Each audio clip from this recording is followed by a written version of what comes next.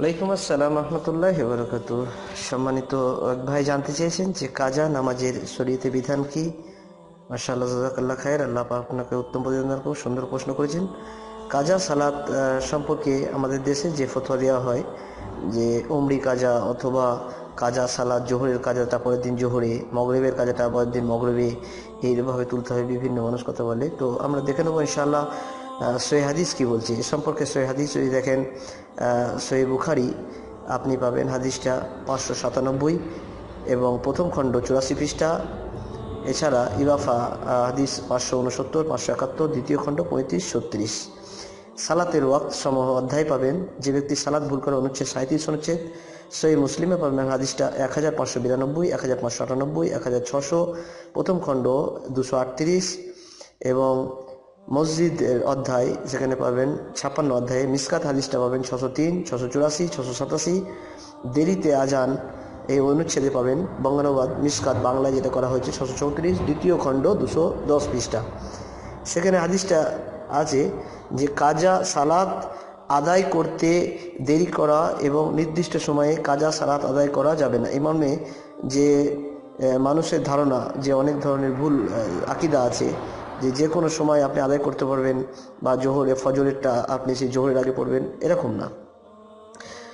এ সম্পর্কে রাসূলুল্লাহ সাল্লাল্লাহু আলাইহি ওয়াসাল্লাম বলছেন, আবু হুরায়রা রাদিয়াল্লাহু তাআলা আনহু হাদিস বর্ণনা করছেন যে রাসূলুল্লাহ সাল্লাল্লাহু আলাইহি ওয়াসাল্লাম বলেছেন, তোমাদের মধ্যে যদি কেউ সূর্য ডুবার পূর্বে আসরের সালাত এক রাকাত পড়তে পারে, সে যেন তার জন্য সালাত পূর্ণ করে নেয়। অর্থাৎ যদি আসরের সালাত মগরিব হয়ে যাওয়ার সম্ভব না আছে, যদি এক রাকাতের সময় পান আপনি, তাহলে সে যেন সালাতটা পূর্ণ করে নেয়। ওই এক রাকাত পড়তে পারে তাহলে যেন সালাতকে পূর্ণ করে নেয়।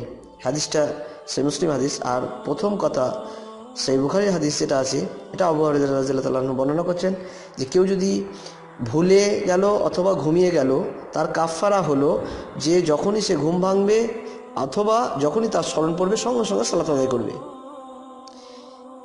প্রথম কথা হলো আপনি ঘুমিয়ে গেছেন, ঘুম থেকে যখনই ঘুম ভাঙবে তখনই আপনাকে সালাত আদায় করতে হবে। যদি আপনি ইনসা অর্থাৎ আপনি ভুলে গেছেন, যখনই স্মরণ হওয়া সত্ত্বেও আপনাকে সালাত আদায় করে নিতে হবে। আর এই সম্পর্কে আরও দেখতে পারেন সহিহ বুখারী 556, মিসকাত 602, মিসকাত 654। এছাড়া দেখতে পাবেন সহিহ বুখারী 596, 598। সালাতের অধ্যায় পাবেন সহিহ মুসলিম সালাতের অধ্যায়, বুক অফ আজান, বুক অফ সালাহ ইংলিশে আছে, সেটাও দেখতে পারেন। অথবা বাংলা যেটা আছে সহিহ বুখারী, সেখানে দেখতে পারেন। সহিহ মুসলিম দেখতে পারেন 1462, প্রথম খণ্ড 227, মসজিদ সম অধ্যায় 37 অনুচ্ছেদে পাবেন। আরও পাবেন নাসাইয়ের হাদিস 661, 662। অর্থাৎ কাজা সালাতের এক কথায় বিধান হলো, যদি কোনো মানুষ অজ্ঞান হয়ে গেল, তার জ্ঞান যে ফিরল তারপরে সে সালাত আদায় করবে। যদি অজ্ঞান হয়ে যায় সেটা আলাদা কথা, তার সেই অবস্থা সালাত মাপ। কিন্তু আপনি ঘুমিয়ে গেছেন অথবা আপনি ভুলে গেছেন, যখনই আপনার ঘুম ভাঙবে তখনই আদায় করে নেবেন। আর